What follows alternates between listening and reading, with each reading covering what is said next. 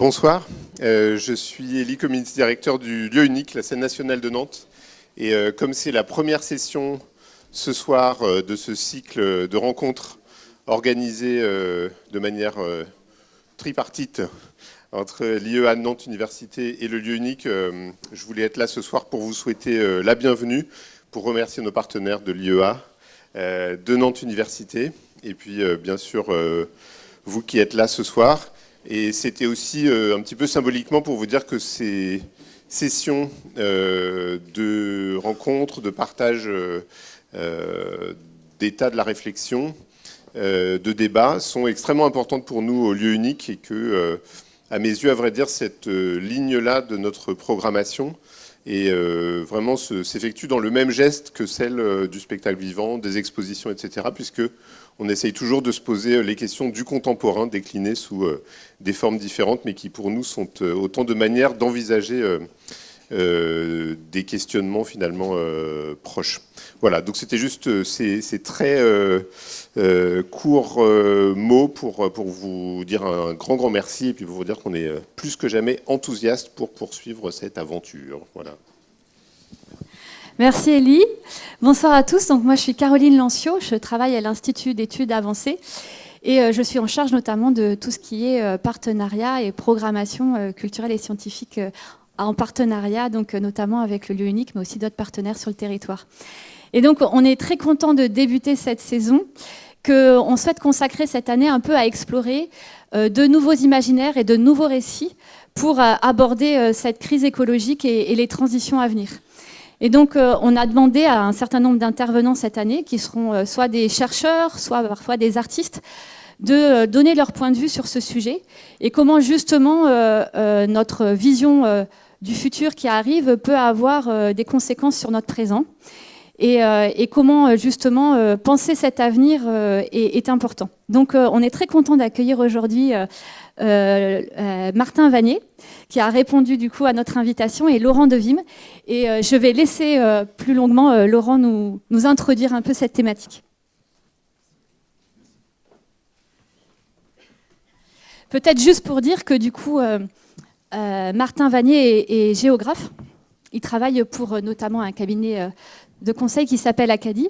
Laurent Devime est enseignant-chercheur, professeur d'urbanisme à l'école d'architecture de Nantes et vice-président du développement durable à Nantes Université. Et je leur donne la parole. Merci beaucoup. Merci beaucoup Caroline et merci à Élie pour l'introduction puis pour le lancement de cette nouvelle aventure de conférence débat. On ne sait jamais trop où est-ce que ça nous mène, hein, une conférence débat. Il y a quelques paramètres qu'on ne maîtrise pas tout à fait. Notamment celui d'un 29 degrés un 11 octobre et des motifs pour être ailleurs que dans une salle. En tout cas, on est plutôt heureux de vous voir ici et j'espère qu'on aura des discussions à la suite de notre conversation. On l'a plutôt imaginé avec Martin comme une conversation scientifique en faisant avec l'incertitude, mais avec un peu de confiance dans l'intérêt qu'on peut mettre dans une conversation. Avec cette question, comme le disait Caroline à l'instant, c'est finalement, y a-t-il de la place pour un débat sur le futur ? Et peut-être quel futur habite notre présent ? Alors c'est vrai que c'est sûrement une discussion qu'on va avoir qui se situe aux antipodes du « there is no alternative » dont on avait pu entendre parler il y a des décennies, mais dans un autre contexte. Alors, comme je viens de vous dire qu'on ne sait pas exactement ce qu'est une conférence débat, je vais peut-être d'abord commencer par vous dire ce que ce ne sera pas. Et ça nous fera peut-être déjà un petit peu progresser. Et donc, d'emblée, je dois aussi vous dire que je fais une introduction un peu longue. Alors, c'est pas Alain Finkielkraut dans Réplique qui ne laisse jamais la place à son invité. Je rassure Martin tout de suite. Mais en tout cas, on s'est dit que c'était peut-être une manière de lancer, d'installer la discussion. Alors, ce que ce débat ne sera sûrement pas, c'est des experts qui donnent des prévisions.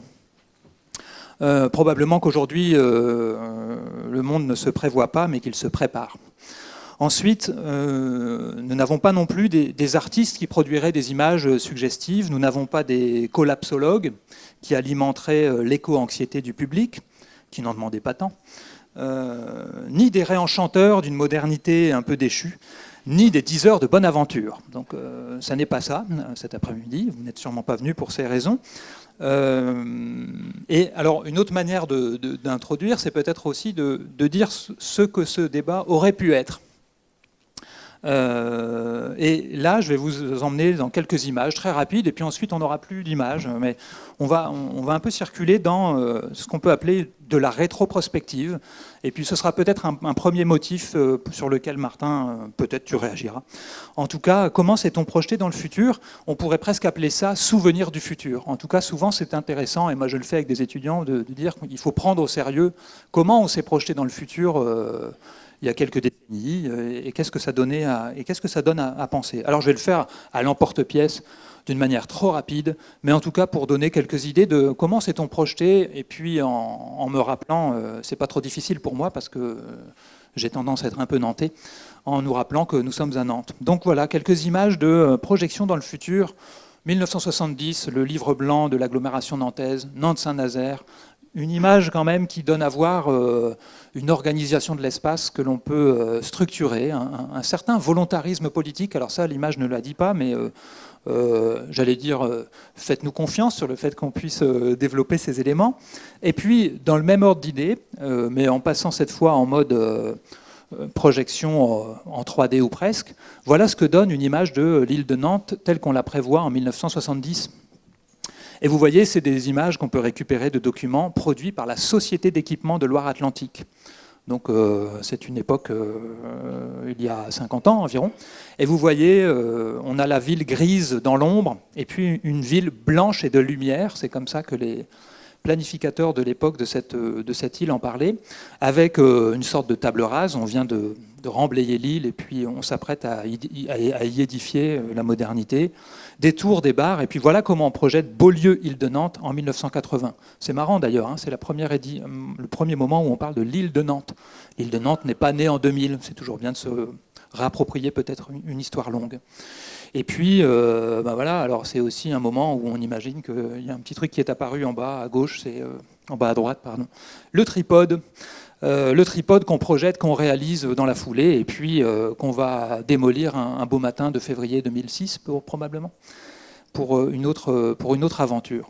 D'autres images, et j'en aurai bientôt terminé sur ces images, eh bien c'est plus proche de nous. On est dans un temps qui est plutôt le temps de la campagne municipale 1988-1989 à Nantes. Et puis, il y a quelques projets qui sont en concurrence, dont un projet de Cité internationale des affaires qui viendrait occuper le terre-plein de la Prairie au Duc. Projet plutôt affairiste qui reste dans ses cartons et qui est resté. Donc vous voyez bien que ça ne colle pas avec ce qu'on a sous les yeux. Et puis je me rapproche. On est moins dans ce genre de vision. Et il y a un peu plus de 10 ans, renouveau d'exercices prospectifs. Alors on va essayer avec Martin d'être peu jargonnant, parce que c'est vrai que c'est un domaine, la prospective, dans lequel on pourrait vite perdre le public. Donc on va essayer de ne pas l'être trop.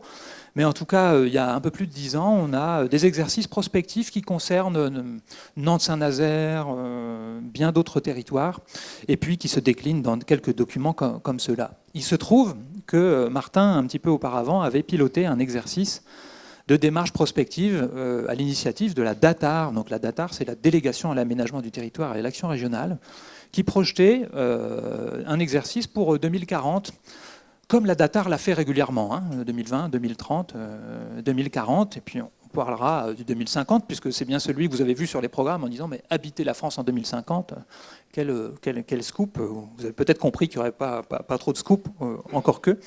Et donc, moi j'avais fait partie avec d'autres de ce groupe de travail où on était plutôt sur ce qu'on appelle de la prospective à dire d'experts, en travaillant une prospective qui se voulait différente des précédents exercices. Alors, on n'a pas le temps de faire un exercice d'histoire de la prospective, mais ces exercices antérieurs, ils se présentaient souvent sous forme de 3 faux amis, dirait Martin. Je pense que tu l'as écrit quelque part, dans un papier dans la revue Urbanisme sûrement, qui était de dire que cette prospective, on l'a proposée avec 3 scénarios contrastés. Le fil de l'eau, on continue et puis voilà ce que ça donne.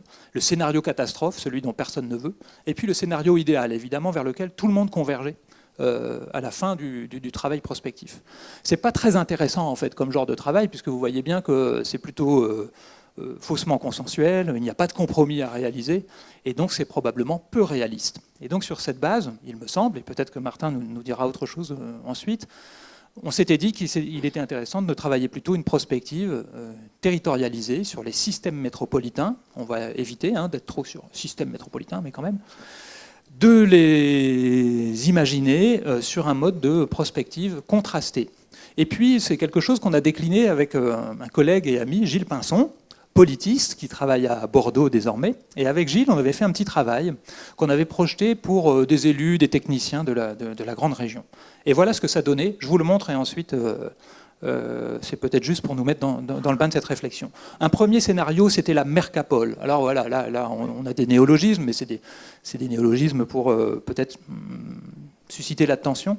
Et puis, vous le voyez, c'est des scénarios où à chaque fois, on va mettre des mots-clés, des tendances qui sont probables. La Mercapole, c'est ça. Des images de référence de la Mercapole, c'est ce genre de choses aussi. Et puis, on s'était amusé avec des collègues, et notamment au sein de notre laboratoire, de dire on envoie une carte postale du premier scénario. Le premier scénario de la Mercapole, vous voyez, c'est ce genre d'image. Alors, on peut naviguer, on peut se dire tiens, les connotations, qu'est-ce qu'on voit ? Quel est ce genre de travail où on fait de l'imagination avec les collègues scientifiques? Et ça, c'est peut-être une particularité, c'est qu'on fait de l'analyse, mais rien ne nous empêche non plus de nous projeter.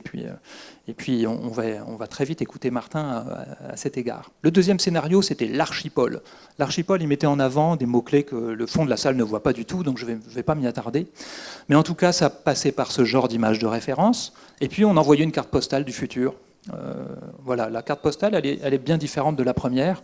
C'est des bons baisers de Nantes où il est question de réguler. Il y a une sorte de ceinture verte tout autour de l'agglomération. C'est contrôlé, c'est peut-être un peu néo-hygiéniste. Ça pose des questions de surveillance du territoire. C'était notre deuxième scénario. Et puis le troisième, on l'avait appelé l'antipole ou bien la métropole slow, qui mettait en avant d'autres processus, d'autres logiques qui concernaient les territoires, qui produisaient de nouvelles contradictions, qui dépassaient un certain nombre de contradictions. Donc même topo, des images de référence que je ne commente pas. Et puis voilà, la carte postale, elle était un peu différente. C'était ce souvenir de Nantes avec un côté un peu vintage, d'une part, et puis d'autre part, la mise en avant de nouvelles valeurs d'appropriation du territoire, de l'agriculture urbaine, du jardinage, des nouvelles sociabilités. Et avec Gilles, on avait écrit un texte dans une revue que vous avez peut-être connue pour certaines et certains d'entre vous, la revue Place Publique. Je la montre parce que vous ne la verrez plus longtemps en kiosque. Un dernier numéro va paraître et ensuite ce sera la fin de cette aventure de Place Publique. On a fait donc un numéro qui était le numéro 26 et qui posait des questions de quel sera le visage de Nantes en 2030. Et puis Martin a écrit dans ce numéro. Ça, tu ne t'en souviens peut-être pas, donc je vais citer Martin, qui va tout à coup se souvenir de ce texte. Et puis ensuite, on va basculer davantage, vous l'avez compris, dans un enjeu de qu'est-ce que peut être la prospective aujourd'hui. Je n'ai plus besoin de mes images, je ferme mon ordinateur et je cite Martin Vanier il y a 12 ans, probablement. En 2030, à Nantes, comme ailleurs, j'aurai 72 ans. Voilà bien une des rares perspectives fiables qui me viennent à l'esprit pour cet horizon, et encore, elle n'est pas garantie. Je vais un peu plus loin. En 2030, il se pourrait que j'arrive par le train, par exemple depuis Paris. Mettons qu'il existe toujours des trains, des TGV de 3e ou de 4e génération, et une ligne à grande vitesse, Paris-Nantes, toute neuve, obtenue de haute lutte d'un consortium de gestionnaires d'infrastructures, non sans que les collectivités aient mis la main à la poche. Configuration banale demain, Paris-Nantes, 1h30.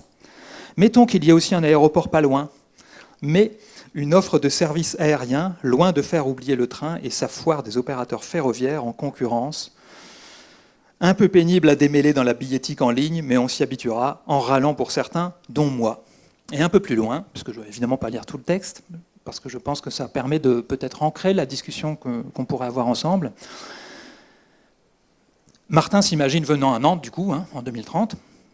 Je viendrai pour les amis, et surtout pour la Loire, sa couleur, l'ouverture des vues, à laquelle on accédera désormais par elle en tout point de la ville, comme une attitude collective ambiante gentiment suggérée aux visiteurs. Ville résolument au large, quelque chose de Copenhague. C'est dire si j'aurais l'esprit à travailler, moi l'ancien petit prospectiviste, arrivé au bout des horizons de ces exercices pratiques, inexorablement rattrapé, puis dépassé un à un, France 2020, Nantes 2030, Territoire 2040. Je jouerai le jeu malgré tout, parce que je resterai convaincu que c'est dans la forge des mots, des figures et des représentations que se construisent les conditions de la transformation collective. Ça n'est pas la chute du texte, mais je vous propose que ce soit la chute de cette citation, un peu longue peut-être, pour qu'on puisse ensuite engager cette discussion et laisser bien sûr largement la place à Martin, puisque je vois des visages inquiets se disant « mais est-ce que finalement la parole va circuler ?» Bien entendu, elle va circuler, et peut-être avant d'arriver sur l'actualité de la prospective, parce que là je me suis arrêté en 2011-2012 hein, d'une certaine manière, et il y a d'autres exercices en 2022-2023, je vais y revenir. Je voulais peut-être, Martin, te suggérer un rebond sur, pour toi, cette histoire de cette prospective, de ces figures, qu'est-ce qu'elle t'inspire avant de venir sur des exercices plus contemporains et la manière dont on peut penser, ce qu'évoquait Caroline tout à l'heure. Probablement un épuisement quand même, tu vois, peut-être parce que donc tu as dû avouer mon âge en passant, j'espère que tout le monde n'a pas eu la fraîcheur d'esprit pour faire le calcul, mais nécessairement, à bout d'un moment, notamment quand on voit les images que tu as projetées sur certains projets urbains des années 80-90, il n'a pas manqué, certainement, de vous apparaître leur incroyable ringardise aujourd'hui. Donc il y a un épuisement par rapport à la façon dont je fais partie d'une génération, plutôt la fin d'ailleurs, extrêmement habitée par l'idée que la prospective est un acte émancipateur, d'intérêt public, signe des sociétés avancées, preuve qu'on met de la connaissance, du savoir, de l'expertise, de l'objectivation dans notre quotidien et qu'on se tourne vers un futur qu'on informe toujours mieux, etc. etc. Et puis, au bout du compte, tu te demandes ce que je pense de ces, pour moi, bientôt 20 ou 30 ans d'activité sur ce sujet, la prospective, notamment dite territoriale.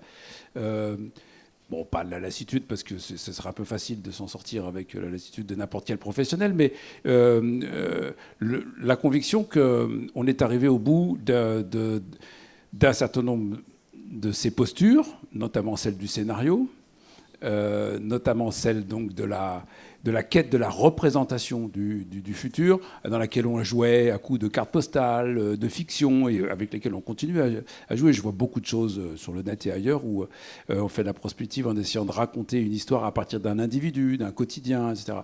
Et toutes ces choses-là sont certainement ce que j'ai écrit dans le texte, donc je ne vais pas me renier non plus complètement dans tout le monde, mais la forge même de cette gymnastique des imaginaires, si on s'en prive, qu'est-ce qu'on proposera à la place ? Et en même temps, je suis bien obligé de reconnaître, comme tout le monde, n'importe qui, même des gens qui ne sont pas du tout spécialistes, que ceci ne nous a probablement pas beaucoup armés collectivement face à ce que nous vivons dans le temps présent et de ce qui s'annonce dans le temps futur. Et par exemple, je suis obligé d'avouer que Territoire 2040, qui est le dernier exercice qui date des années 2010-2012, n'a pas loupé la grande transformation écologique, n'en a pas fait non plus son motif principal. Et je ne parle pas de toi et de moi, on était 300. Tu as fait un groupe, mais il y en avait 7 autres, sur plein d'autres configurations, y compris celle qu'on peut dire le rural ou non habité. Et voilà, l'état de ces 300 personnes pris à un moment donné dans des sphères relativement variées prouvait que la conscience collective n'était pas tout à fait celle dont on pourrait estimer aujourd'hui qu'il aurait fallu qu'elle soit celle-là. Donc tout ça me conduit à quoi ? Tout ça me conduit à être, sans doute, en quête de ce qu'on pourrait appeler une prospective aujourd'hui, que je n'ai j'ai pas très envie de participer à un exercice qui s'appellerait la France 2050. Voilà, parce que la 4e fois, c'est bon, quoi. Mais en même temps, je suis vigilant parce que je les vois renaître de partout. Vous avez qu'à taper France 2050 sur Internet, vous allez voir la quantité de trucs qui circulent sur ce sujet et cet engouement collectif. Il y a un moment donné où on peut s'interroger sur le fait qu'on veut descendre d'un bateau dans lequel tout le monde veut monter, quoi. Donc, qu'est-ce que c'est que ce chassé-croisé ? Donc, j'essaye de partager des mises en doute. Tu les as évoquées, les faux amis des scénarios, ces futurs déjà écrits, excusez-moi, belle faute, déjà écrits. Une façon aujourd'hui d'enfermer la prospective dans des certitudes lesquelles sont effectivement nombreuses en matière écologique, démographique et quelques autres, peut-être même géopolitique, mais qui n'épuisent en rien le sujet. Donc j'essaie de participer aussi, d'une certaine façon, à cet engouement, mais tout en me défiant de quelque chose qui fut très moderne, finalement, hein, et qui appartient à une époque dans laquelle non seulement on pouvait éclairer le futur, mais on a cru aussi pouvoir le fabriquer. Et comme tu l'as dit toi-même, il se prépare plus qu'il ne se réalise. Je vais rebondir sur cette question de l'actualité de la prospective. Tu l'as dit, il y a beaucoup d'images, il y a beaucoup de scénarios proposés. L'un des scénarios qui circule beaucoup dans les professionnels de la ville et des territoires, c'est celui de l'ADEME, Agence pour la transition écologique, qui a proposé il y a 1 an ou 2, à nouveau une méthode par les scénarios, avec 4 scénarios. On peut leur donner leur nom, hein, ça nous aide un petit peu. Il y a un scénario qui s'intitule « Génération frugale », un autre qui s'intitule « Coopération territoriale », un autre « Technologie verte », et puis le dernier qui s'appelle « Paris réparateur ».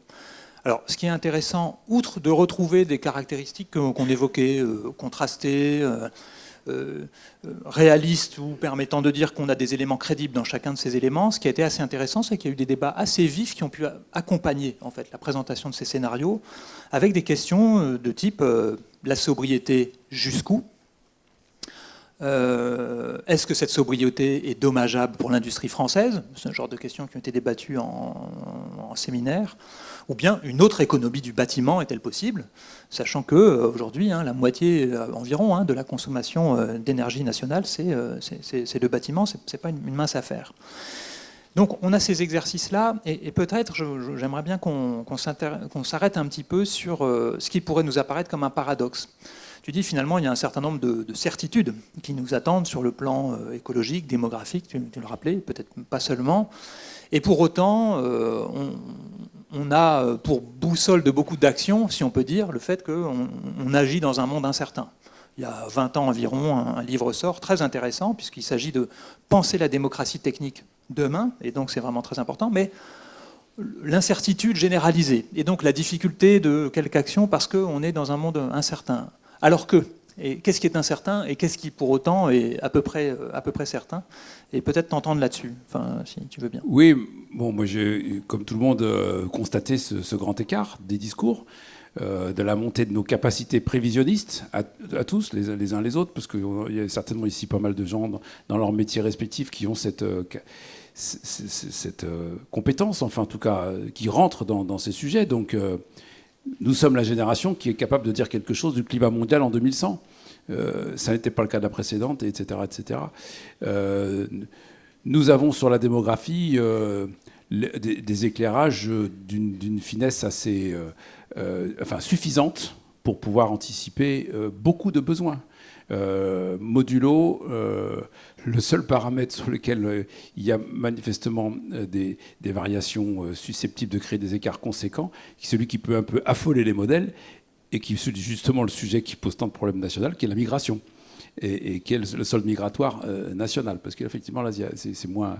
Mais pour tout le reste, etc., etc. Donc, nous rentrons dans un monde de certitude qui est armé des capacités modélisatrices de la mathématique, de l'intelligence artificielle et des ordinateurs, et qui nous permet des calculs toujours plus sophistiqués pour etc., etc.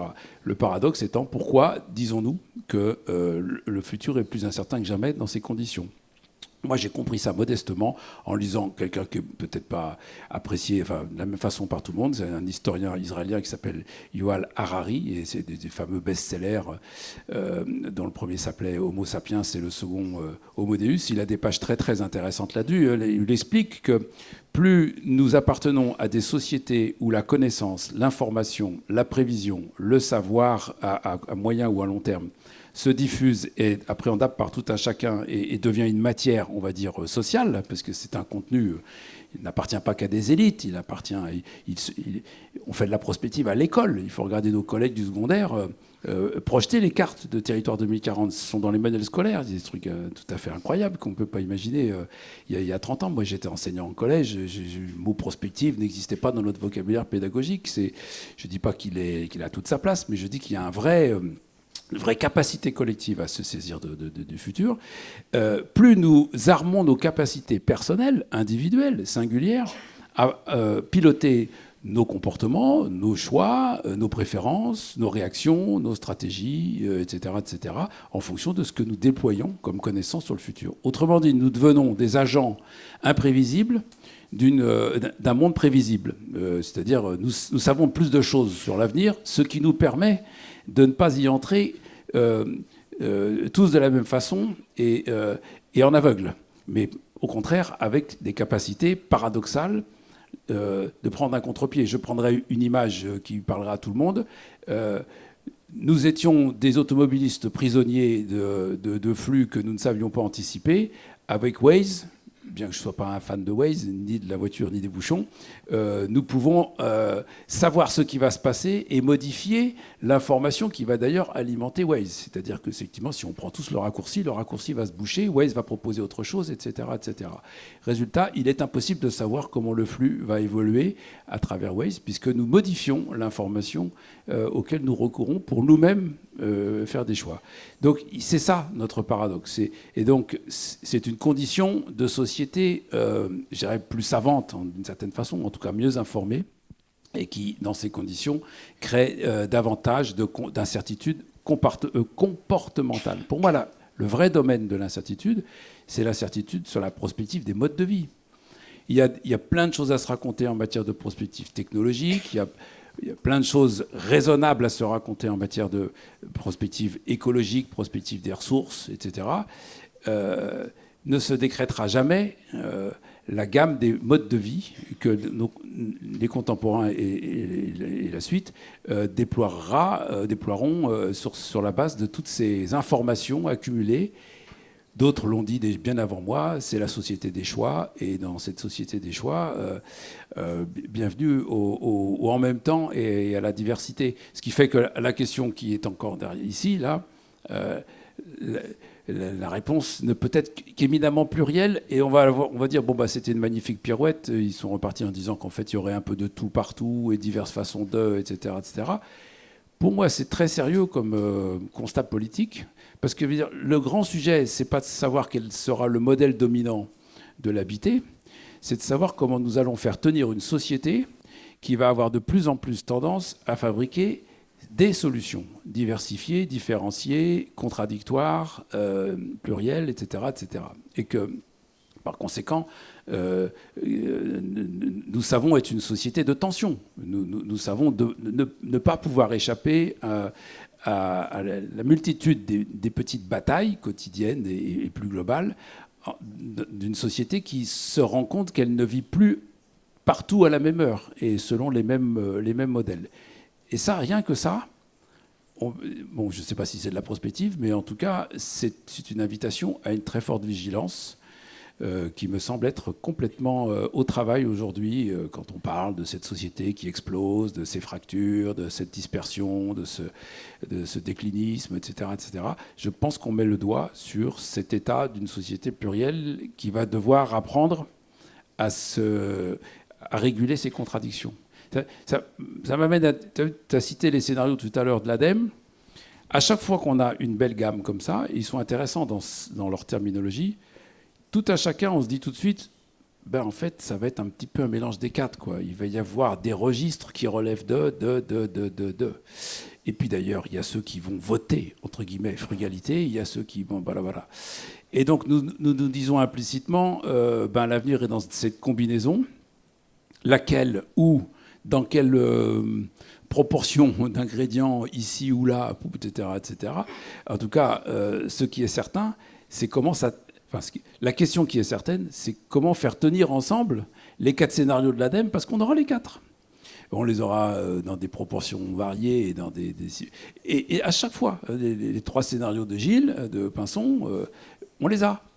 On les a, parce que heureusement que nous vivons la métropole selon ces 3 modalités et d'autres encore. Donc tout ça, moi, je trouve, fait monter très puissamment l'exigence de médiation et de régulation d'une société qui s'invente plein de futurs.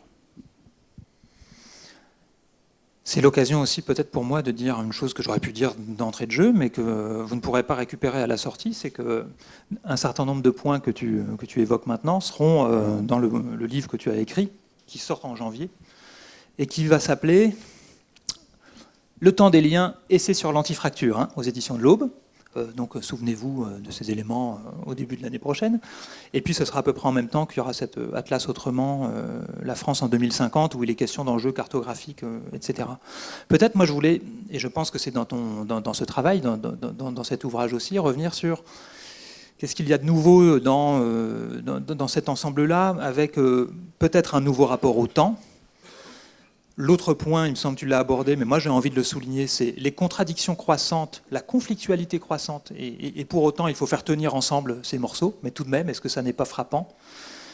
Et puis, alors ça peut paraître comme la palissade chez les urbanistes, les planificateurs, etc., mais le passer du secteur à l'écosystème, qu'est-ce que ça implique en termes d'action publique? Parce que finalement, la prospective dont tu évoquais tout à l'heure ton épuisement, ça a aussi été d'abord une prospective sectorielle, je pense évidemment à l'après-seconde guerre mondiale, comment on se projette dans une vision et dans une vision écosystémique qui ne soit pas un grand tout ou une perspective un peu à la Edgar Morin qui implique tous les éléments, mais pour autant qui ne donne pas forcément de prise à l'action publique. Puis on arrivera progressivement peut-être vers cette question de prospective et action publique. Bon, tu me tends trois perches, temps, conflictualité et prospective à l'âge des écosystèmes ou à l'âge du vivant. Je prends la troisième, si tu veux bien, et puis je sais pas ce qu'on fera des deux autres chemin faisant, mais je prends la troisième. Parce que je trouve que c'est intéressant de se poser cette question suivante. Le vivant est-il un monde, une réalité, le vivant de façon générale, le vivant humain et le vivant non humain, est-il une matière à prospective? A priori, on va immédiatement répondre oui, parce qu'il y a un scénario de l'effondrement, qu'il faudrait qu'il y en ait un, que nous travaillons du rétablissement et de la restauration, que ce scénario-là risque de se décliner en modalités très variées selon l'engagement des sociétés concernées, les effets globaux, etc., etc. Et en même temps, je veux dire par là, est-ce que le vivant a un futur? Qu'est-ce que ça veut dire pour un vivant que d'avoir un futur? Vous êtes d'accord avec moi que quand on parle du futur des sociétés humaines, on s'interroge sur leur capacité de projet et leur rapport à quelque chose qui relève de leur propre transformation, de leur histoire, de leur historicité.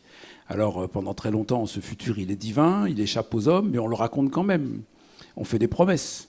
On fait des promesses métaphysiques sur un futur qui n'est pas de ce monde, mais qui, etc. Et puis, progressivement, on laïcise le futur et on l'investit d'un tas de figures collectives, utopiques, transformatrices, révolutionnaires, alternatives, et aujourd'hui bifurcatoires, si je puis dire, enfin, en tout cas, de transformation écologique. Mais tout ça relève de l'intentionnalité, quoi, de notre capacité à avoir avec le futur un rapport de projet, de projection, d'intention. Alors toujours avec la grande question de est-ce qu'on est maître, est-ce qu'on n'est pas maître, est-ce que notre futur c'est ce qu'on produit, ou est-ce qu'on va vivre et subir mais simplement préparer, etc., etc. Je m'interroge sur ce qu'il en est du vivant d'une façon plus générale. Qu'est-ce que c'est que le futur d'une forêt quand on lui fout la paix? Évidemment, si on la traite en objet technique ou en objet économique, on revient sur le propos que je viens de tenir. Quel futur se promet un système vivant qui est laissé à lui-même? Je veux dire, cette question, pour moi, n'a pas beaucoup de sens, parce que précisément, on rentre dans un autre rapport au temps qui concerne des écosystèmes, puisque c'est ça dont tu veux que je parle, qui cherchent, apparemment, les écologues seraient plus pertinents que moi pour le dire, des formes d'équilibre, tout en vivant leur inverse régulièrement, par incendie naturel, par déstabilisation, par invasion de plantes, parce que la nature n'est pas stable, et tout en les reconstruisant en permanence. Il fait que dans la longue durée, un monde vivant n'est jamais équilibré, il est toujours en transformation d'une certaine façon, sans qu'on puisse référer ça à la prospective.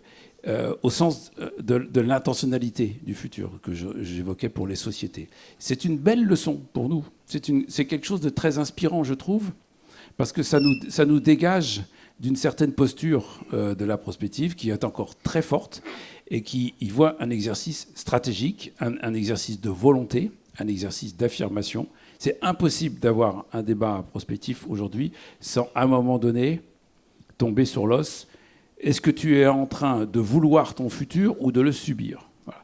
Et je pense que nous pouvons, avec l'observation du rapport à la transformation des écosystèmes, sortir de ce dilemme qui, moi, me travaille beaucoup en tant que prospectiviste, parce que spontanément, je suis beaucoup plus intéressé par les énoncés de ce qui peut advenir, de ce à la hauteur de quoi il faudra être, donc d'une prospective exploratoire modeste qui regarde ce qui est en train de bouger pour essayer de s'y retrouver, plutôt que partisan d'une prospective politique volontariste qui définit des caps, des visions, et qui trace des avenirs à réaliser. Et donc, sur cette première posture de la prospective plus exploratoire, et qui laisse donc grand ouvert le sujet qui est derrière moi, je trouve intéressant de s'inspirer de la façon dont ce vivant se transforme. La prospective des loups, j'aurais bien discuté prospective avec les loups, les 1100 loups qui se sont développés aujourd'hui en France, ils ont rentré peu nombreux. Au bout de 30 ans, ils sont 100, ils sont arrivés par chez moi, par les Alpes, ils sont rendus jusqu'ici, ils sont arrivés avant moi en Bretagne. Le garde-manger y est rempli. Je trouverais très intéressant d'essayer de faire une prospective des loups en essayant de les faire parler malgré eux, parce que je pense que ça changerait notre modalité de rapport à ce qui nous attend. C'est l'occasion peut-être, cette invitation aussi à dire ce que cette année et un peu plus longuement on va essayer de faire à Nantes avec un projet de Camille de Toledo autour de l'Internationale des rivières. Alors c'est la question que lui pose aussi autrement, avec d'autres bagages aussi du rapport entre humain et non humain, des droits de la nature, ou alors Baptiste Morisot sur la question de ce travail de diplomatie avec les non-humains et avec les loups. Et en tout cas, tu nous invites quand même à nous décentrer fortement par rapport à l'intentionnalité dont tu parlais. Alors peut-être que ça nous ramènera un peu à prospective et politique, mais peut-être avant, dans ce livre à paraître, tu insistes beaucoup sur l'enjeu de la nécessité de sortir de tous ces exercices, de ces dichotomies, de ce paradigme de la fracture qu'on entend beaucoup, pour mettre en avant plutôt l'enjeu de la reliance. Est-ce que tu veux bien revenir un peu sur cet enjeu-là ? Volontiers, parce que j'imagine que des gens soient venus pour savoir quelle est la réponse à ce titre. En Je vous ai dit ce que ça n'était pas, ce débat. Presque même pour des raisons de stratégie immobilière.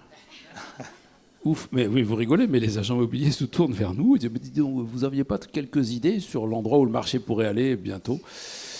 Si je les ai, mais je ne vous le dirai pas. Non, j'en sais rien. Bon, donc, pourquoi je réévoque ça ? Parce que quand cette question nous est posée, à nous tous, et le fait est qu'elle nous est objectivement posée familialement, enfin dans le ménage, qu'est-ce qu'on fait ? On s'installe ici ou là, et donc il y a des imaginaires domestiques derrière, hein, la maison, l'immeuble, le truc, l'ancien, pas l'ancien, le faubourg, le périurbain, la banlieue, la petite ville, talala, talala.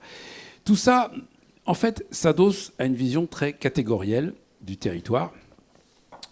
Vous avez un autre exemple très récent de cette culture de la catégorisation du territoire qui nous envahit et qui nous oriente et qui, quelque part, nous aveugle, dans le dernier magistral et très médiatique ouvrage de Piketty et Cagé, qui fait 200 ans d'histoire repris à travers une grille territoriale en quelques 3 ou 4 catégories spatiales, les grandes villes, les petites villes, les campagnes et les banlieues.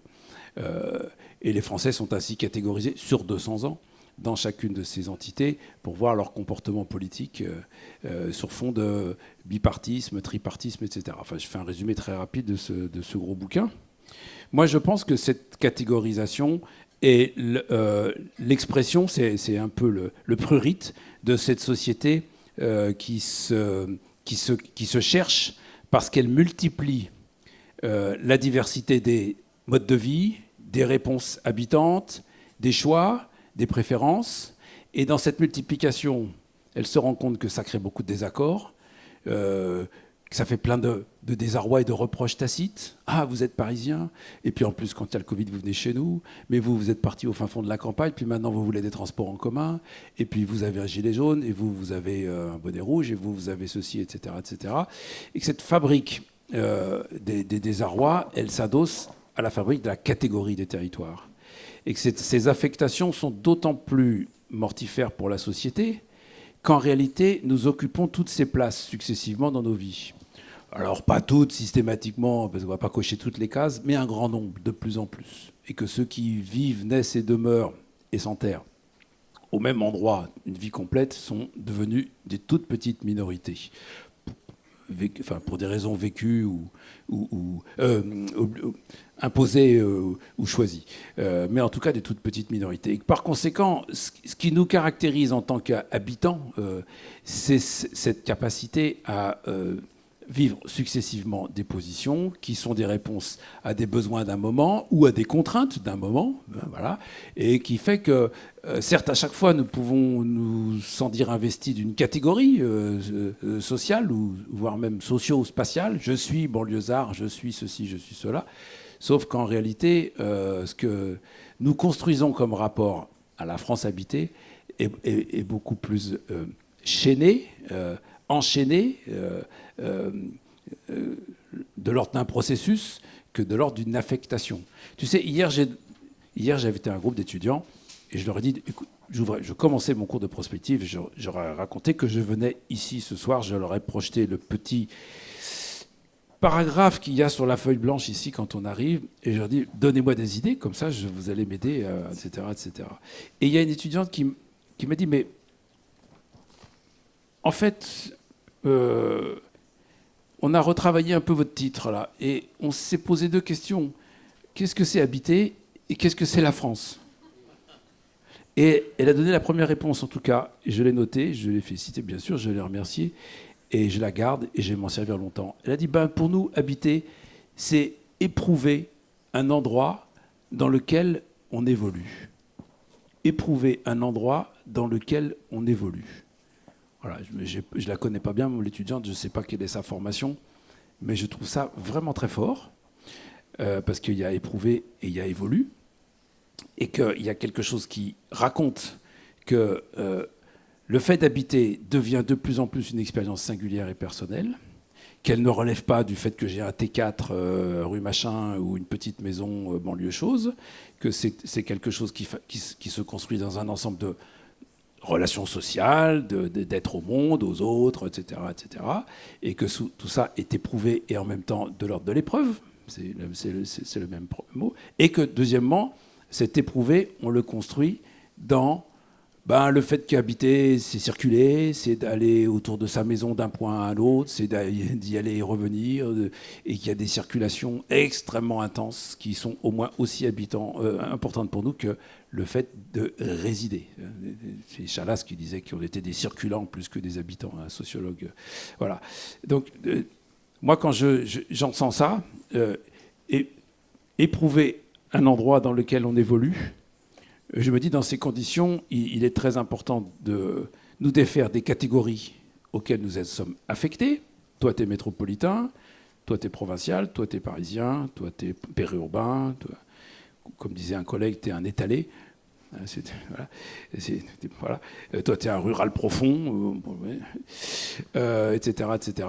Et nous avons à redire au collectif des gens qui éprouvent singulièrement. C'est ça qui est compliqué, Laurent. C'est que c'est un collectif de gens qui éprouvent, et chacun l'éprouve pour soi-même. Mais la question, c'est comment ça fait des sociétés. Nous avons à redire à un collectif de gens qui éprouvent singulièrement et qui circulent ce qui peut les relier. Sinon, on n'est pas bien. Si d'un côté, ces catégories les enferment et qu'il faut s'en priver, et que de l'autre, il n'y a rien pour refabriquer quelque chose qui nous réunit, qui nous fait qu'on se retrouve, on s'y retrouve, et qu'on peut les saisir comme étant des bases d'identité, des bases de revendication, etc., qui ne soient pas celles que j'ai évoquées et qui sont éculées elles aussi. Voilà. La reliance, c'est pas moi, c'est un sociologue belge qui s'appelle Michel Boldebal, qui est extrêmement actif tout au long de sa carrière de bruxellois, malheureux dans le grand divorce wallon-flamand des années 80-90, auquel est commandé un rapport officiel de son gouvernement fédéral, enfin le gouvernement belge. Il dit essayez de nous raconter ce qui pourrait tenir mieux la société belge ensemble. On est dans les années 80, il constitue une petite équipe de recherche, lequel j'ai trouvé intéressant que la majorité étaient des femmes, et travaille sur cette notion de reliance et produit tout au long de sa vie une série de textes dont l'écho majeur en France a été assumé par Edgar Morin et qui s'est saisi très fortement de cette notion, mais qu'on doit aux sociologues belges en question. Moi, je trouvais que c'était bien, que c'était intéressant. Je voulais rentrer dans l'art de la fracture parce que je trouve que c'est la source de tous les extrémismes et des radicalités les plus délétères. Et je cherchais une proposition alternative. Je l'ai trouvée ici.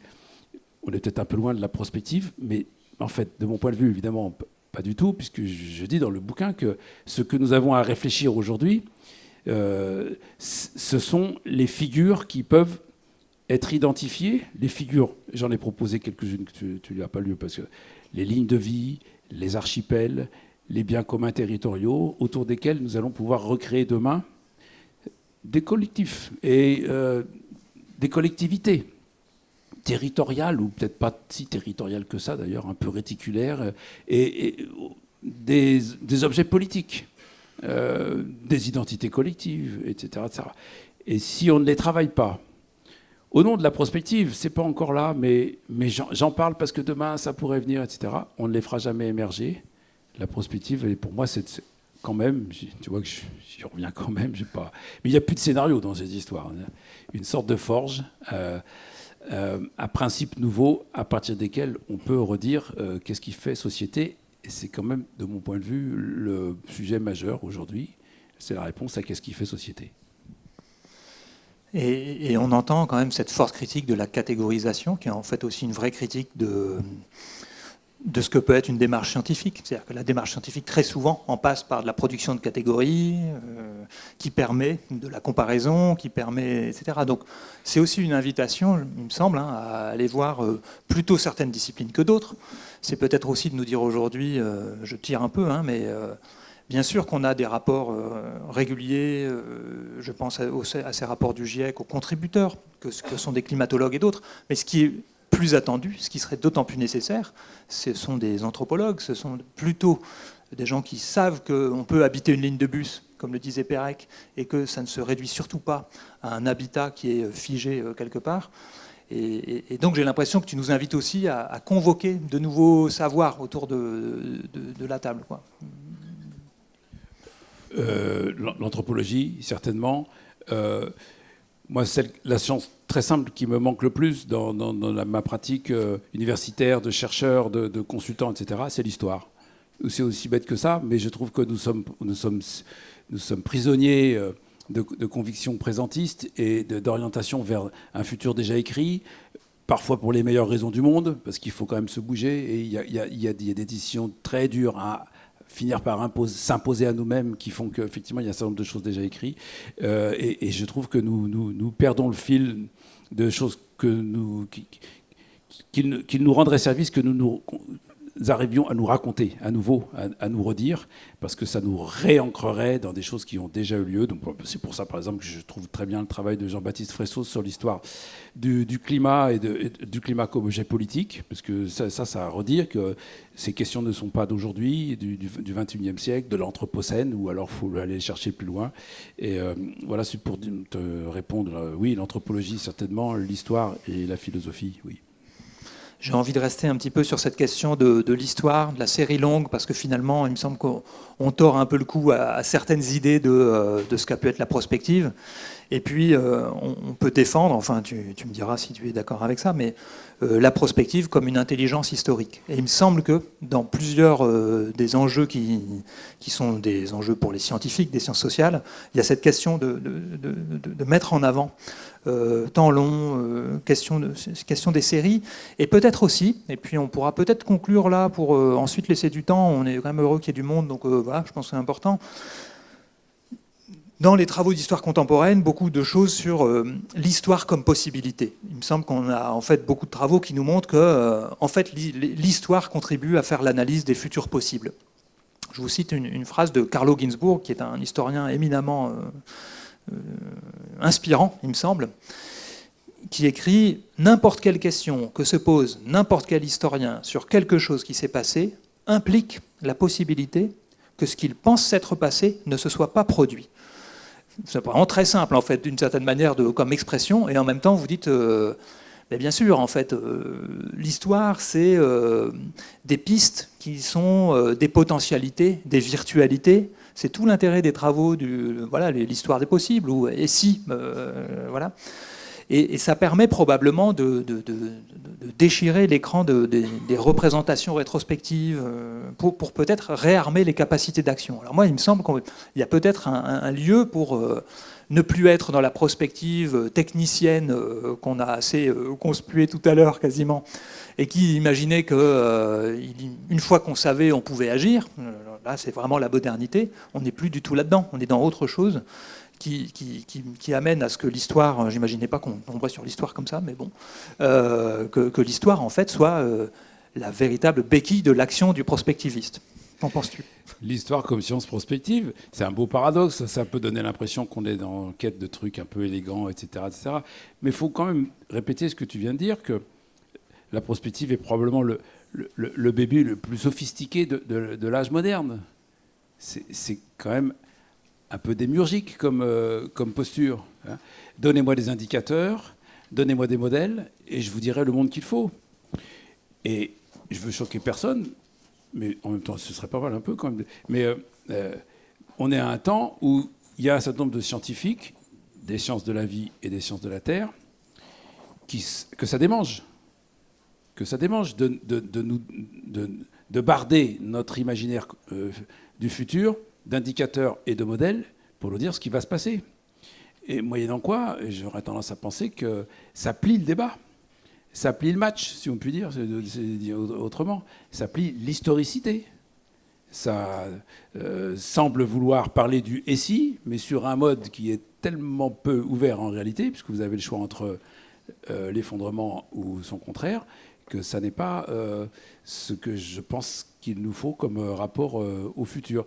Donc, moi, je suis assez inquiet aussi par rapport à cette culture de la prospective qui s'en vient, parce que je pense que, issue de son héritage moderne très techno, elle va se réarmer, cette culture, aux sources de sciences tout à fait fondamentales et indispensables, qui sont les sciences de la vie, et qui peuvent avoir ce côté scientiste que toi et moi, on semble vouloir un peu mettre de côté. Et quant à refaire de l'histoire une science prospective, j'en suis complètement imbibé et convaincu. Autrement dit, pour faire de la prospective, il faut lire de l'histoire et relire de l'histoire, parce que c'est là que se raconte ce qui est en train de se passer, et même, se raconte il y a un siècle ou deux, pour le dire plus concrètement, sinon vous n'allez pas comprendre pourquoi je dis ça, mais moi en ce moment-là, je relis la Commune de Paris.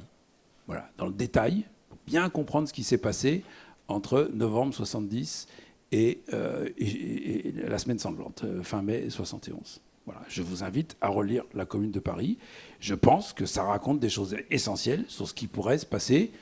Pas de la même façon, l'histoire ne repasse pas les plats, mais ce qu'est notre débat politique aujourd'hui, ce qui nous travaille, ce qu'est ce désordre politique et idéologique, je pense qu'on apprend un tas de choses sur notre avenir politique en lisant la Commune de Paris. C'est un exemple, on n'est pas très dans l'habité, mais enfin en tout cas, on pourrait se le dire pour l'habiter, parce qu'on pourrait se re-raconter.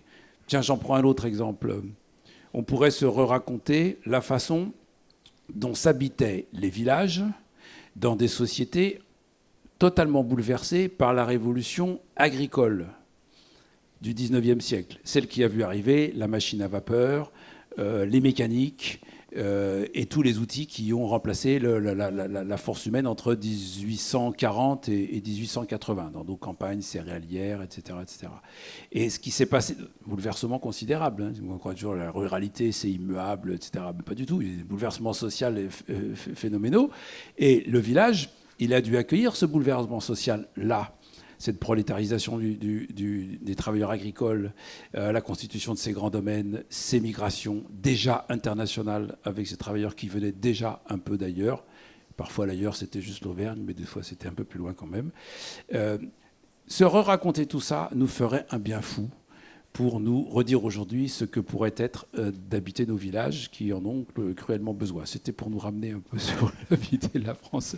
Parce que c'est une des perspectives et c'est un des vrais sujets. Je ne sais pas si on termine là-dessus. Peut-être une des grandes questions, c'est est-ce qu'on sera toujours autant urbain et qu'est-ce que sera notre citadinité.